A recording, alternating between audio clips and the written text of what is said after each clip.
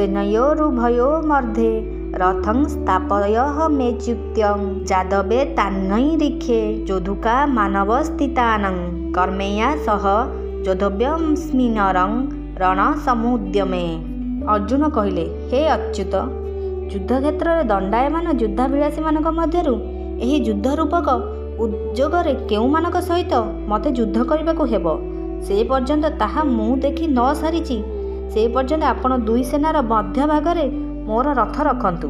दुई सेना युद्ध पई जेउठारे मुहांमुही होई ठिया होइथिले सेठारे सर आदि चलाई पारिबा भली दुई सेनाक मध्यरे व्यवधान थिला। दुई सेनाकर मध्यभाग दुई दिगरु मध्यभाग थिला।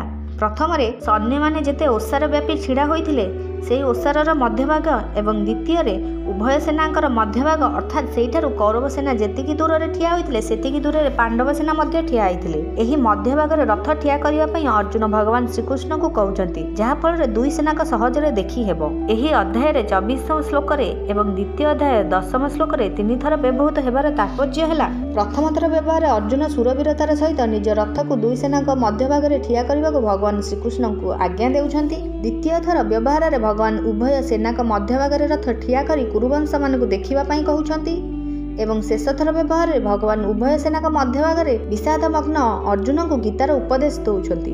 एहीपरि भाବରେ प्रथमे अर्जुनଙ୍କ ଠାରେ सुरवीरता थिला, मझिरे कुटुंब मानकु देखि मोह जोगु तांकर युद्धरु उपरति हेला एवं शेषरे तांकु भगवानଙ୍କ ଠାରୁ गीतार महान उपदेश प्राप्त हेबारु तांको मोह दूर होई गला। एथिरु एही निष्कर्ष बाहरिला जे मनुष्य जेउठी ओ जेउ परिस्थिति रे अछि सेठारे सेही परिस्थितिर सदुपयोग करी से निष्काम होई पारिबो, सेहीठारे ताकु परमात्मा प्राप्ति होई पारिबो। कारण परमात्मा समस्त परिस्थिति रे सर्वदा एक रूपे विद्यमान। दुई सेनाक मध्य भागरे केते बेला पर्यंत रथ ठिया करा जिवो एने अर्जुन कहउछथि जे युद्ध विलास रे कौरव सेना रे निज निज सैन्य मानक सहित जोग दैथिबा राजा मानकु जे पर्यंत मु देखि न सारिछि से पर्यंत आपण सेठारे रथ ठिया करंतु।